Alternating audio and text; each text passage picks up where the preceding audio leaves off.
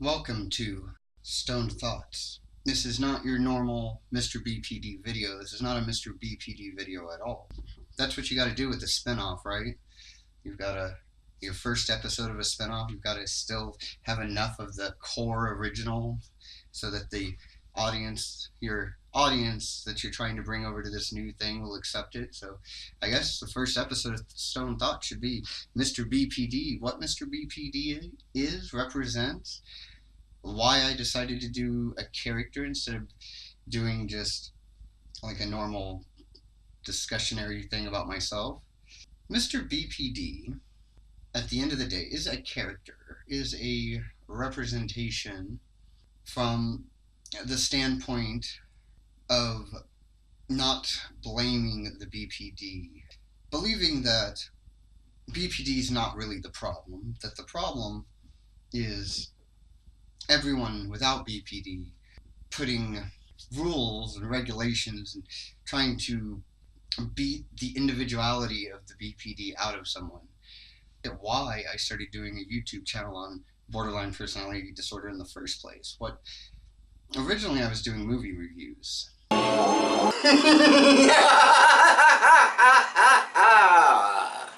No, they were fun. I enjoyed it, but there's YouTube saturated with it, and I realized that my opinions and everybody, there was nothing.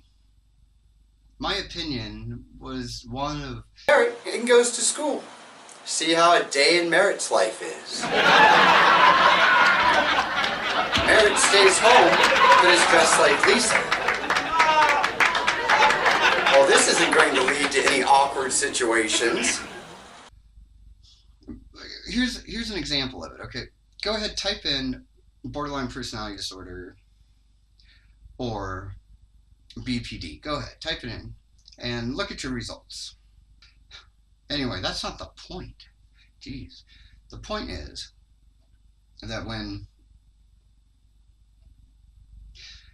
while I was looking for answers, going through YouTube, watching borderline videos, I found there were only 3 types of borderline videos, and the 3 types didn't differ very much. You pretty much got the same information, if any.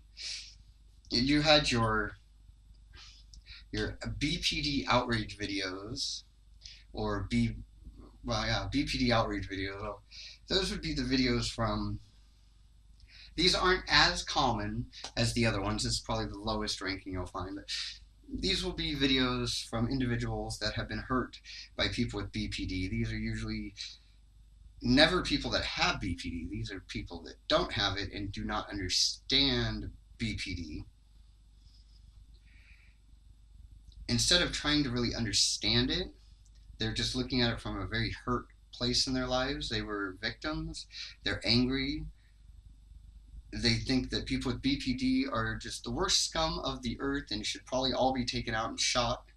That they cannot be saved. There's no redeeming quality in them whatsoever. They are the closest thing to pure evil that you will ever find. I sympathize with these people. I understand where they're coming from. I get it. I don't agree, but I do understand how they feel this way. I used to feel the same way towards the norms. I blamed them for a lot of things instead of wanting to take responsibility for my own part in it. Not saying that people that have been victimized by individuals with borderline were asking for it or anything. Just saying that it's hard for them to look at it with sympathy to the person that victimized them. It would be very hard for me to be victimized by somebody and then look at it from their point. Well, actually, no, that wouldn't be. But that's hard for people to do, though, is to look at it through the other person's eyes. It doesn't make it right or wrong. Now, you might see that I'm rambling a bit. Well, this is called Stoned Thoughts, after all. If you weren't expecting some stoned rambling, then I don't even know why you clicked. Oh, you probably thought it was a borderline video, but then this goes and screws up the whole thing and is just rambling. Sorry. I'm really not. I'm not. No. We're getting somewhere. So that was first. Was what? Yeah. Rage videos. Then you had the poor, sad, pitiful me victim videos. I have borderline personality disorder, and I am forever cursed to walk this earth and being misunderstood. These would be videos from individuals that actually did have BPD and were struggling in their lives. And were sharing their struggle through YouTube videos. I can definitely relate with these people as well, and I understand where they're coming from. Some may even say that the MrBPD videos are like that. I would hope not. I've always strived to make them a little different than that. Even though I do understand where these people are coming from, and I understand why they're doing YouTube videos probably. It's probably as an outlet. The people in their lives don't understand, and they can't communicate with the people in their lives as well as they could communicate with the audience, with all of you who are strangers. You're outside of the situation, so you can listen and give advice and talk, and you're usually also very supportive. Very rarely have I seen comments and stuff where people aren't supportive and trying to pick you up. And for someone with BPD, that could be, well, that is very addicting. I don't know if it really helps, though. I think it kind of almost maybe makes the BPD worse. I might get some, that might be a controversial thing to say. Having BPD myself, I mean, if I allow myself to feel like I'm victimized, to feel like I've been wronged, it makes all of those negative traits of BPD flare up and much harder for me to control. It could be that you make videos on YouTube where you discuss the world is against you and you're just the poor victim and the world's evil. Then you get all of this feedback telling you that you're right and you're correct in that, and just keep going, and that'll build you up. And it's that attention that we crave and we seek, and it's like a drug for us. If you're getting that attention, there would be no reason to ever want to change your situation, is all I'm saying. It's like a drug. You get addicted. Why would you want to change your situation? If you ever stop being the victim, you lose all of that. It gives you no incentive to try to be anything other than the victim. And the more outlandish things get, the more people will comment. And I just don't know. But that ain't not for me to decide. I'm just some guy that smoked a little bit too much pot this morning. So I was trying to tell you what the whole character of MrBPD is about. We'll get there. Fucking pot. And then you have your third type of BPD video, which comes from a very clinical standpoint. These will be, the people that claim that they are therapists, psychiatrists, experts in the field of BPD. They have no idea what it's like to have BPD. And they also come from they were able to get their degrees, so I'm going to say that they're coming from an upper middle class family structure. And the differences between these individuals and the people that they're helping, the people that they're studying, the people with BPD, are hugely different. More so even than a norm and someone with BPD. The difference between somebody that has studied, gone and gotten the degrees, and is in the field of helping individuals with BPD, their life experiences and everything are so separate than the people they're helping that they can only look at it from a clinical standpoint. They can't begin to understand what it would feel like or be like or anything because of the separation between lifestyles. And I believe that's why it's really hard for BPD individuals and clinical people trying to help to actually make progress, because their views on life and everything are just such very different. I do believe these people are really trying to help and have the best intentions, I have nothing against them. I don't always agree with them, but I have nothing against them. Those videos don't get to the meat of what BPD is, though, and they can't really do anything other than describe a bunch of symptoms and talk about things in absolutes almost. There's like an image of borderline, and it's these 9 criteria, and then there's this image of borderline, and every person with borderline is supposed to fit this image. I feel like it is what these videos are saying, when nothing could be further from the truth. One thing with borderline is we are so dramatically different while being the same that it is unpredictable. And the fact that there are 9 criteria and you only have to have 5, I mean, some have 5, some have all 9, and these different criteria in themselves counteract each other, and it just makes for very randomized conditions that, from a clinical standpoint, would be a nightmare to try to. I mean, you've got to take everyone with borderline completely different, start from scratch with each one of them. It would be exhausting. It probably is exhausting. These videos did not help me in my struggle to learn about BPD or to understand it better or to know what I was supposed to do now that I had BPD. It left me with more questions and a feeling of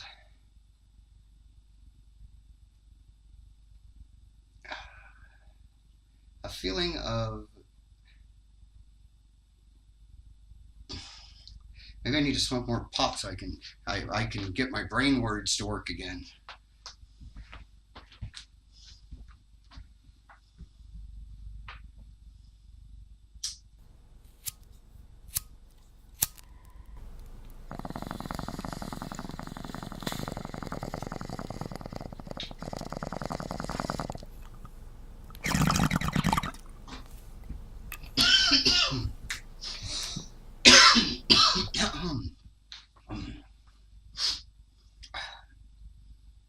It left me with a feeling of hopelessness. Here I was, I had BPD. Everything was telling me that I was just going to be somebody that nobody could get along with. I was the worst kind of evil there was. I was a victim. And the only people that could help me were so distant from me that there was no way that I could connect with them and that they would be effective in helping me. That's what I felt. Since I could not find the videos that I had searched for that would explain things to me in a way that I would understand, I decided then I should be the one to make the videos I was looking for. I would do videos. The more I learned about BPD, the more I would share about BPD. But I was going to do it from a different standpoint. I didn't want to do it from. It gets confusing. It's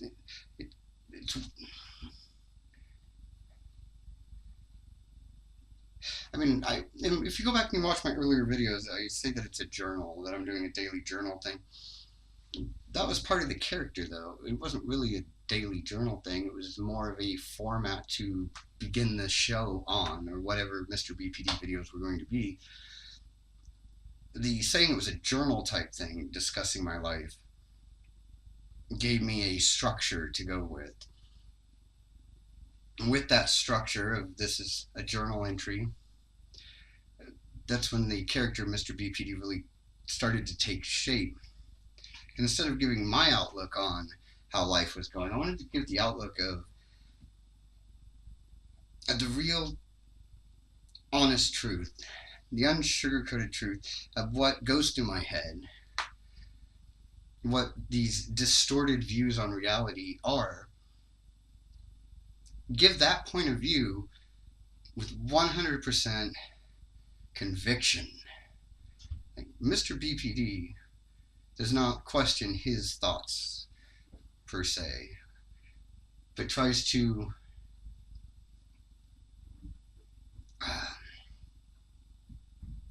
well, he doesn't believe his thoughts are wrong or distorted. It's the rest of the world that's wrong and distorted, and the rest of the world is trying to break him into conforming to their ways, which would destroy his uniqueness.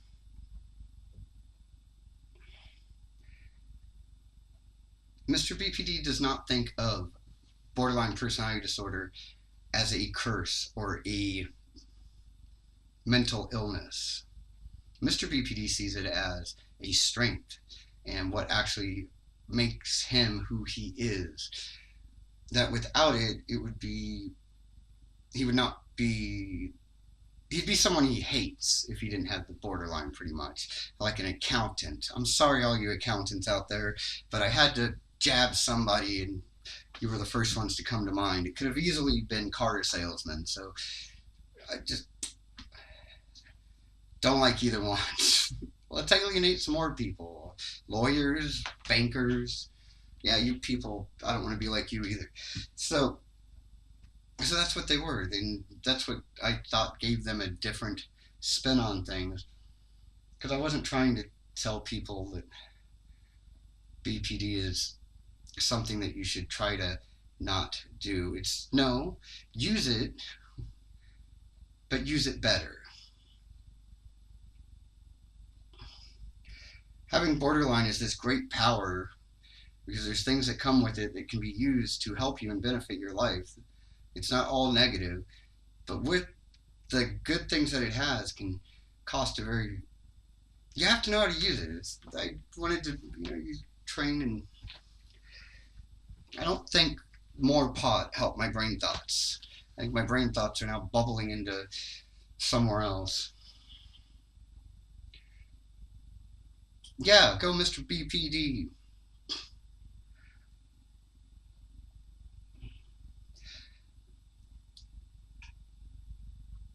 It's very hard to explain. Maybe I can try a different way of explaining it. Making MrBPD a character gave me the ability to be more honest than I could have probably been had MrBPD not been a character. To be really brutally honest with the things that I think and feel. Letting them out as MrBPD and being so upfront and honest with it, since it is a character, can take away some of the guilt. And with that, we can get to more honesty. When you're trying to talk about certain things, but you're feeling guilt and remorse, it's harder to get to the truth because it starts to blind you. Yet, if you're doing it as a character that doesn't feel that guilt or remorse and just looks at it as that's what it is, has no real... It just gives me a way of describing things and expressing things that I don't think I could have done just being my normal, insecure, very not stone thought type. Yeah. Gave me the ability to express things in a different way that might connect and resonate better.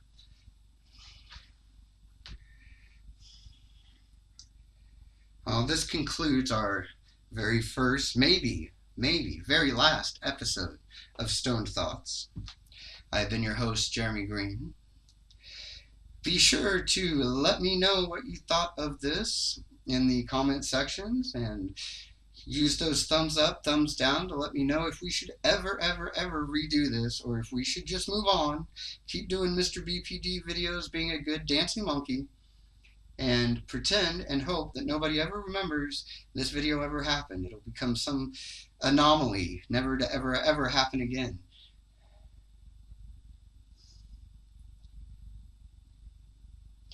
Be sure to join us next time, if you liked this one and we do another one. Be sure to join us when we will tackle the very stoned thoughts of body versus mind. What do you do when your brain thinks one way and wants to do something, yet your body says, no, no, no, this is the way I want it? How do you live with the body and the mind in conflict? Next time on Stoned Thoughts. Her, and now he can go into both of their dreams. This leads to the ultimate conclusion that they must join together, link up in their dream to take on Freddy. 'Cause they can't take him on one-on-one, but maybe together, both of them can take Freddy down.